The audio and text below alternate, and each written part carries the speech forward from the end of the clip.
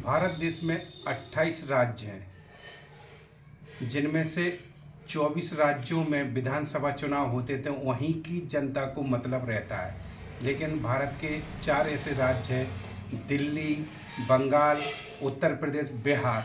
यहाँ विधानसभा चुनाव होते हैं तो देश के बच्चे बच्चे पान की गुमटी, चाय के ठेले पे चर्चा होती है कि यहाँ के सरकार किसकी बनेगी, कौन सत्ता में बैठेगा। हम बीजेपी के पूर्व राज्यसभा सांसद कैलाश सोनी, जिनको बाबूजी के नाम से जानते हैं, जो मध्य प्रदेश से राज्यसभा सांसद रहे हैं और अभी अभी उन्होंने बिहार का भी दौरा किया था।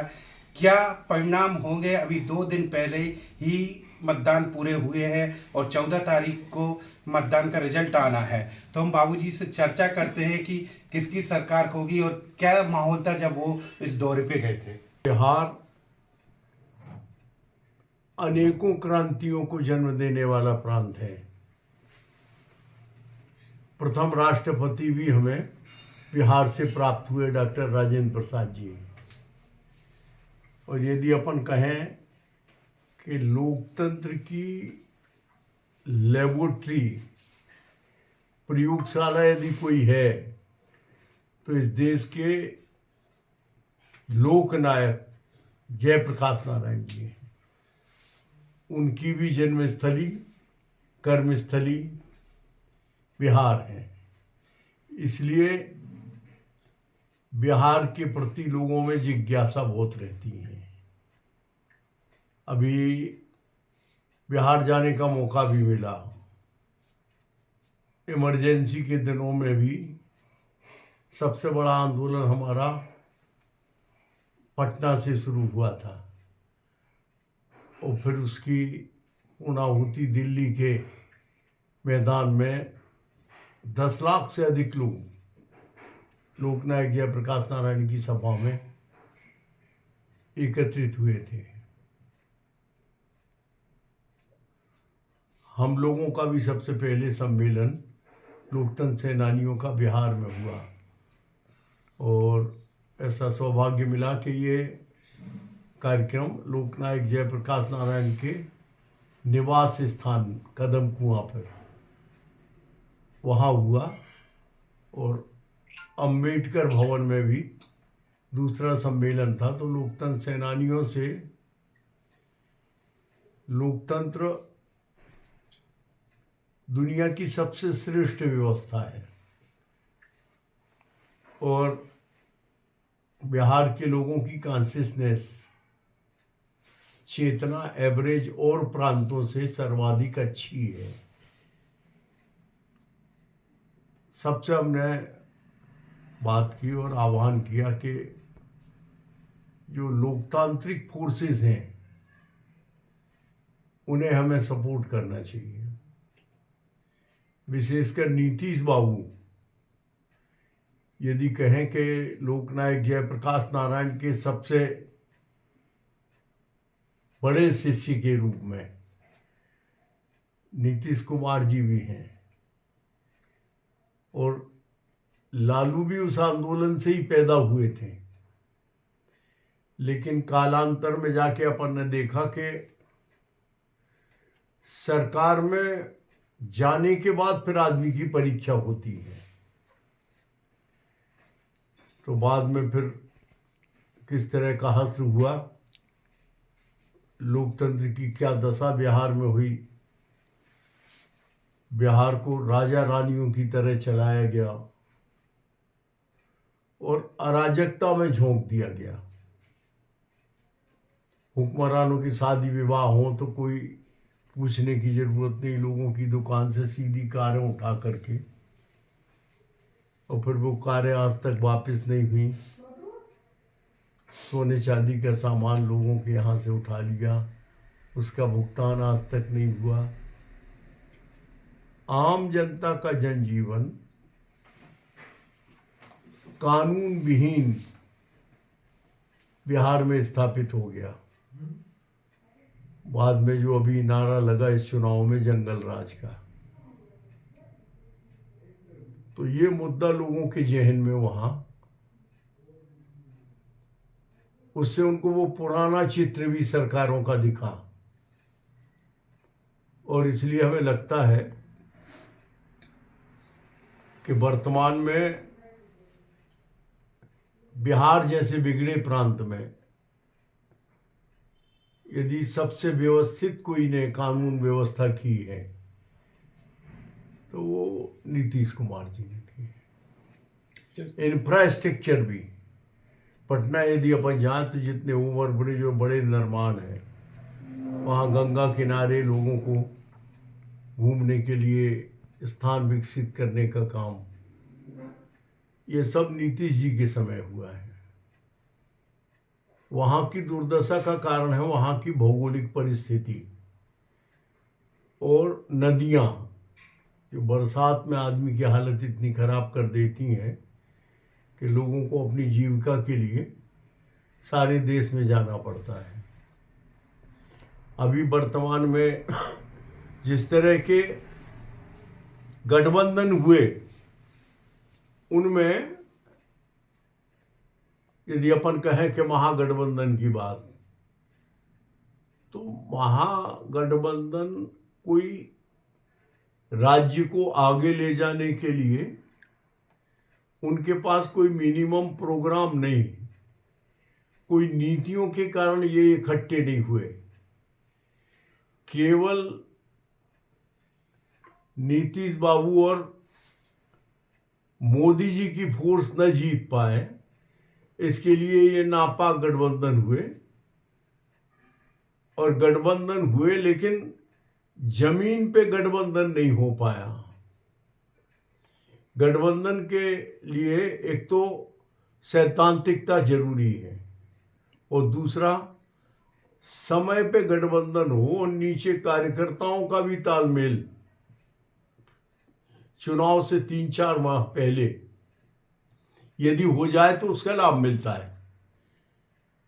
तो गठबंधन को इसका कोई लाभ नहीं हुआ और गठबंधन को आखिरी तक लोग शंका में देखते रहे कि ये कब टूट जाए, कब बिखर जाए। कुछ सीटों पे तो फ्रेंडली फाइट हुई। गठबंधन की ये दशा है और वहाँ वोटों का डिवीजन जिस ढंग से हुआ है, ओबीसी ने जिस तरह का नुकसान पहुंचाया है महागठबंधन को, और एक थर्ड फोर्स भी ओबीसी के रूप में और पीके ने एक अलग फोर्स बना के, जो वहां यदि कहें कि 4 ध्रुवीय था चुनाव, मुख्य मुकाबला तो महागठबंधन और एनडीए का था, लेकिन साथ में 2 फोर्सेज और थीं। इनकी भूमिका बिहार में वोटों के डिवीजन के रूप में हुई है और जितना समीक्षक हैं, जो राजनीतिक विश्लेषक हैं, उन सब का ये निष्कर्ष है कि इनने ज़्यादा नुकसान महागठबंधन को पहुंचाया है।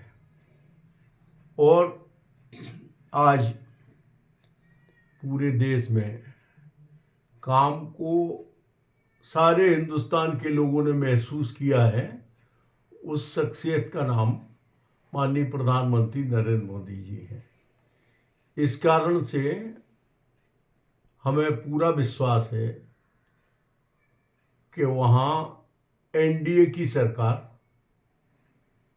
बढ़त लेगी और विशुद्ध अपने बहुमत के आधार पर सरकार बनाएगी। विपक्ष में राहुल गांधी वोट चोरी की बात कर रहे हैं। उस समय ही वोट चोरी की बात कही गई थी तो बिहार चुनाव आ गए। इसमें कितना फर्क पड़ सकता है नीतीश कुमार को?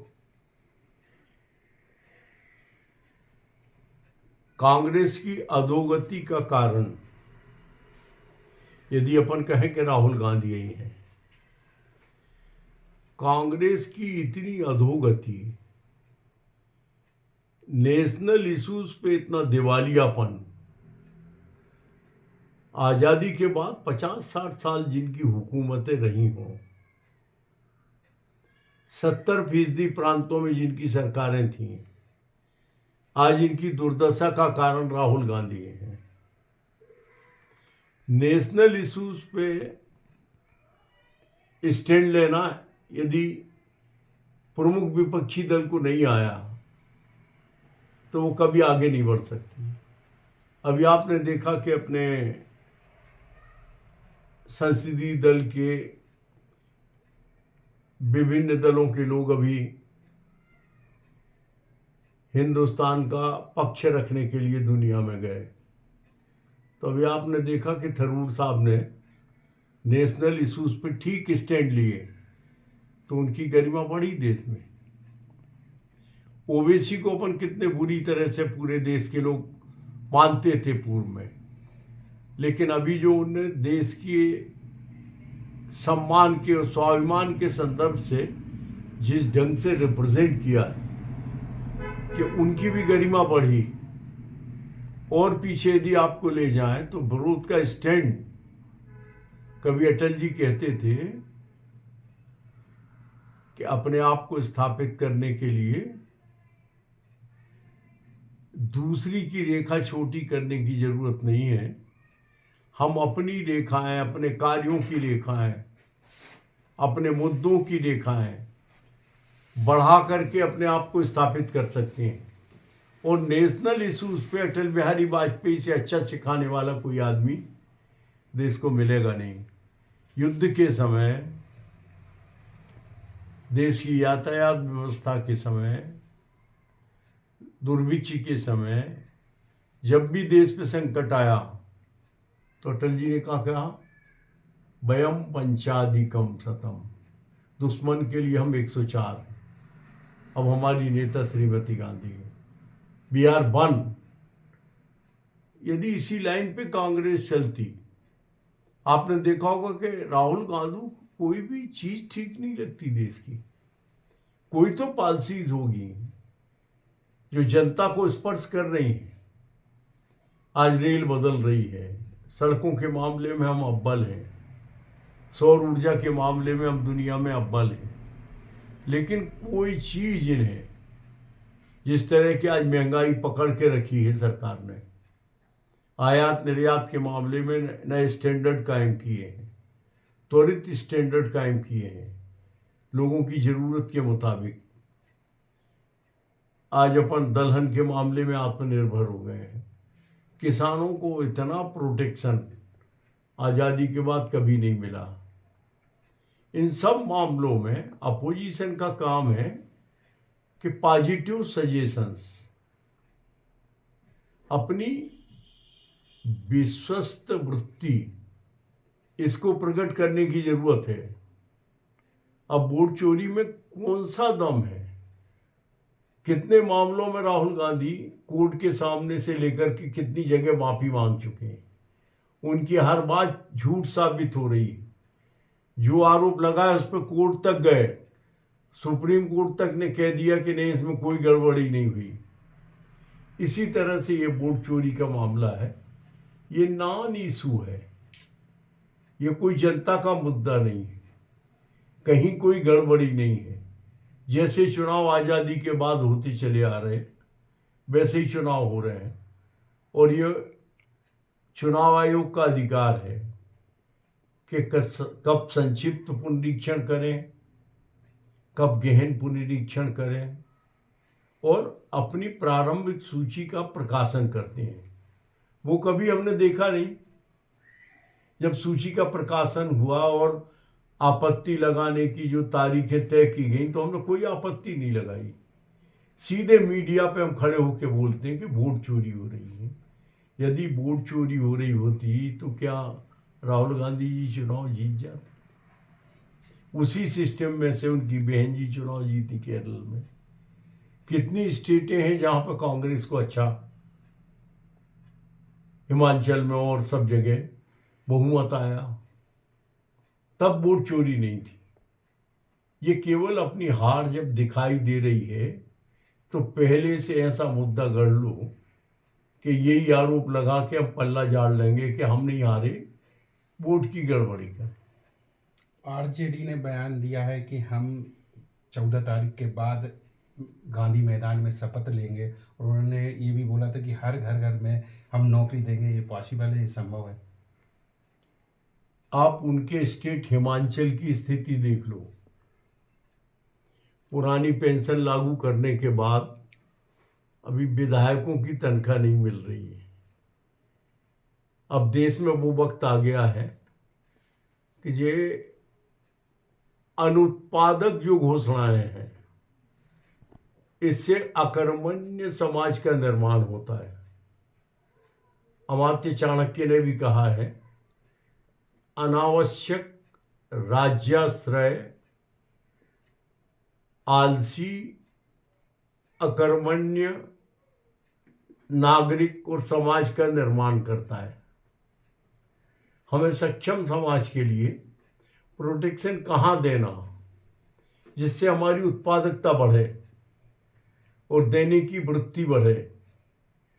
जैसे किसानों के सपोर्ट के लिए भारत सरकार का है किसान सम्मान निधि। आपको जो देना नगद दो। माफी वाला फेज बंद किया, ये अच्छा निर्णय है। इससे बैंकिंग बची रहेगी। लोगों में गलत वृत्ति देने की, कर्ज ले लिया देने ही नहीं क्योंकि चुनाव होगा माफ हो जाएगा, इस वृत्ति ने देश का बहुत नुकसान किया है। आगे भी सभी को सोचने का विषय है कि अनुत्पादक जो भी घोषणाएं हैं जो आपकी क्षमता के बाहर है, हम रोज कर्जा उठा रहे हैं और रेवड़ी बांट रहे हैं, ये सरकारें ज्यादा चलेंगी नहीं। तो नीतीश चेहरा होंगे मुख्यमंत्री के लिए, क्योंकि दावे किए जा रहे हैं कि अगर जीतते भी हैं तो नीतीश नहीं होंगे।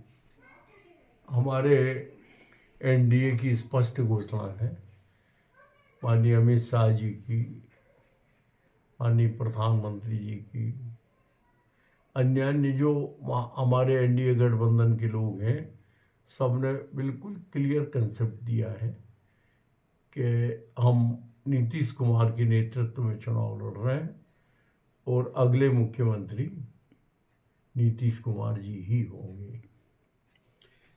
अभी अभी हमने मध्य प्रदेश से राज्यसभा सांसद रहे कैलाश सोनी, जिन्हें बाबूजी के नाम से जाना जाता है, उनसे बिहार चुनाव के लिए चर्चा की। उनका कहना है कि एनडीए की सरकार बन रही है और नीतीश भाई ही मुख्यमंत्री रहेंगे। नरसिंहपुर से अमित वर्मा।